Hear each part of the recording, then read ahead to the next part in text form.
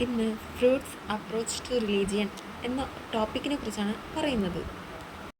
19-ാം നൂറ്റാണ്ടിൽ റിലീജിയനോടുള്ള വിശ്വാസം മാറി അത് ട്രാൻസ്ഫോം ചെയ്ത് പ്യുവർ സയൻസിലോട്ടും പോസിറ്റിവിസത്തിനോടുള്ള വിശ്വാസവുമായി മാറി.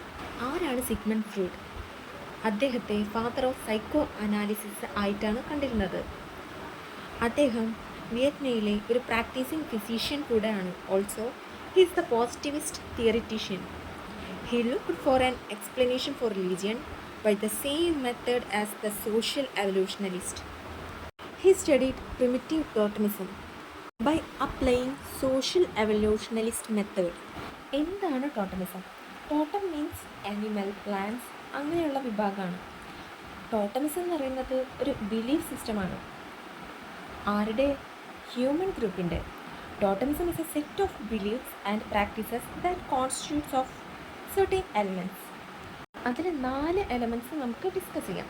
ഒന്നാമത്തത് ക്ലാൻ ഡിവിഷൻ, രണ്ടാമത്തത് മാരേജ് പ്രൊഹിബിഷൻ, മൂന്നാമത്തത് ടോട്ടമിക് എനിമൽ റൂൾസ്, നാലാമത്തത് ആനുവൽ റിച്വൽ കില്ലിംഗ്. ട്രൈബ് സെക്ഷനെ ഓരോ ഡിവിഷനായിട്ട് ഡിവൈഡ് ചെയ്തിട്ടുണ്ട്. അതിന് പറയുന്നതാണ് ക്ലാൻസ് എന്നുള്ളത്. ക്ലാൻസ് എന്ന് പറയുന്നത് ആന്ത്രോപോളജിക്കൽ ലാംഗ്വേജ് ആണ്. ഇങ്ങനെയുള്ള വിഭാഗങ്ങൾ ഹ്യൂമൻ ആൻസസ്റ്ററിൽ നിന്ന് രൂപപ്പെട്ടു വന്നിട്ടുള്ളതല്ല എന്നാണ് അവർ പറയുന്നത്. They are descendant from a non human ancestor, mostly from an animal, but sometimes a force of nature like wind or thunder.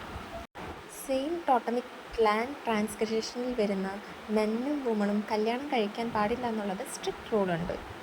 അങ്ങനെ കല്യാണം കഴിച്ചിട്ടുണ്ടെങ്കിൽ it may be punishable by death. Next ഒന്നാണ് totemic animal, bird or natural thing.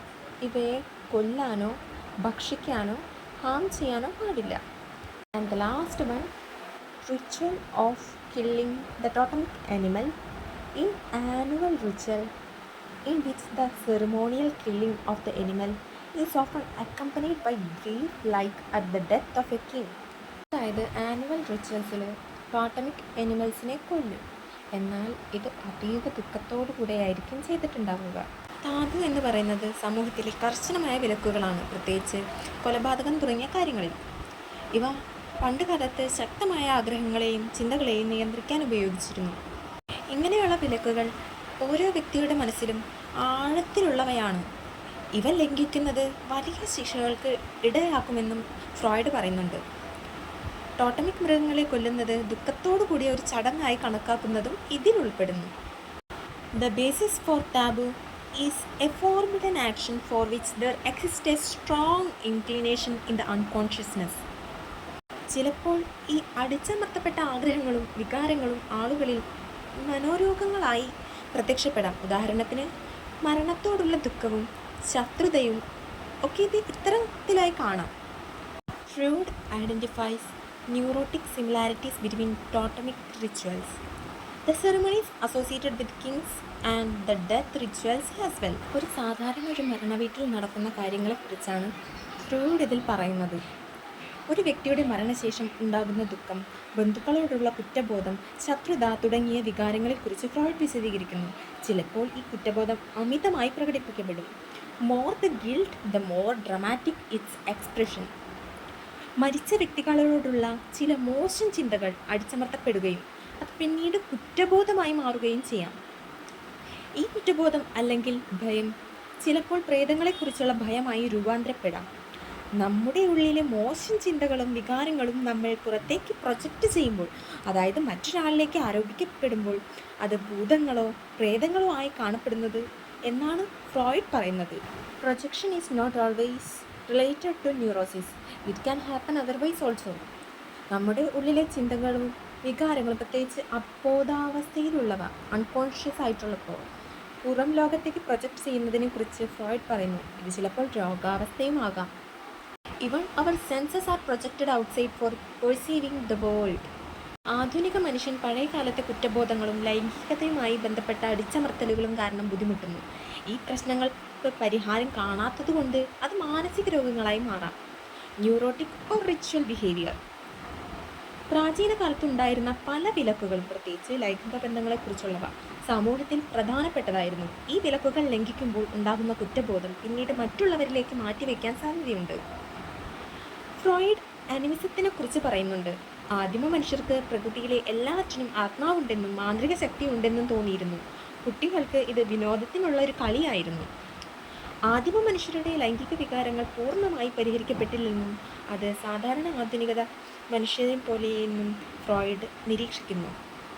Before giving us a theory of totemism, Freud formulates a theory for animism that he breaks up into beliefs of sorcery and of magic. Sorcery to him is the belief of influencing anthropomorphic spirits with human characters. Freud likens magic to the imitative play of children that is directed by an inner desire for wish fulfillment. Thus, what Fraser called imitative magic appears to Freud to be a strong desire to influence the world by the power of thought. Thus, a theory of misplaced rationality as given by Fraser become a psychological wish fulfillment in which the wish may also be displaced onto another object. The reason why primitive man behave like children. ഇനി ഫ്രോയിഡിൻ്റെ റീഫോർമുലേഷനെ കുറിച്ചിട്ടാണ് പറയുന്നത്. Freud reformulates the stages postulated by scholars of society and cultures. Freud റീഫോർമുലേഷൻ്റെ വിവിധ ഘട്ടങ്ങളെക്കുറിച്ച് പറയുന്നുണ്ട്. Savagery, barbarism, civilisation. Savagery എന്ന് പറയുമ്പോൾ ക്രൂരതയും കാര്യങ്ങളും, ബാർബറിസം പ്രാകൃതത്തിൻ്റെ കാര്യങ്ങളും, സിവിലൈസേഷൻ നാഗരികതയെക്കുറിച്ചാണ് പറയുന്നത്. ഇതിനെ 3 ഫേസസ് ആയിട്ട് തിരിച്ചിട്ടുണ്ട്. Phase of animism, religious phase and scientific stage.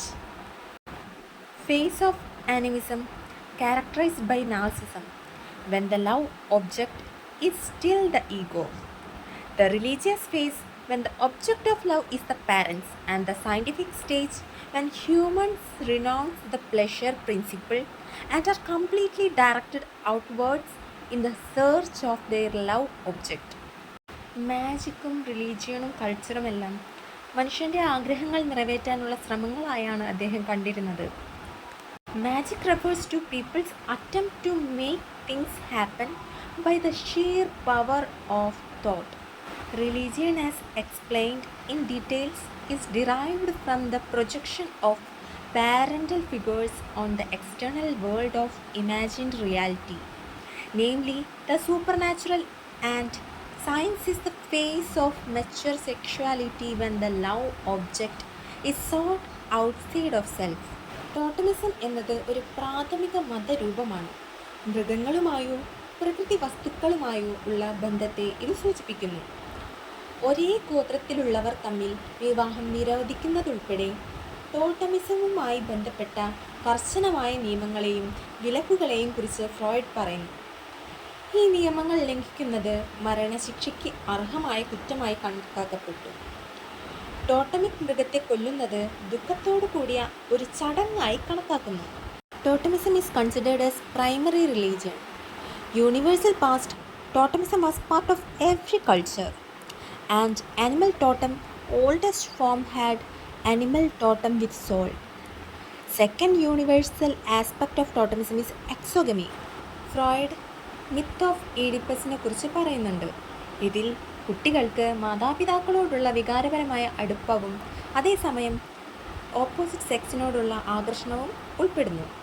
Myth of Oedipus എന്ന് പറയുന്നത് ഈഡിപ്പസ് എന്ന് പറയുന്ന ഒരു വ്യക്തിയുമായി ബന്ധപ്പെട്ടിട്ടുള്ളൊരു കഥയാണ്.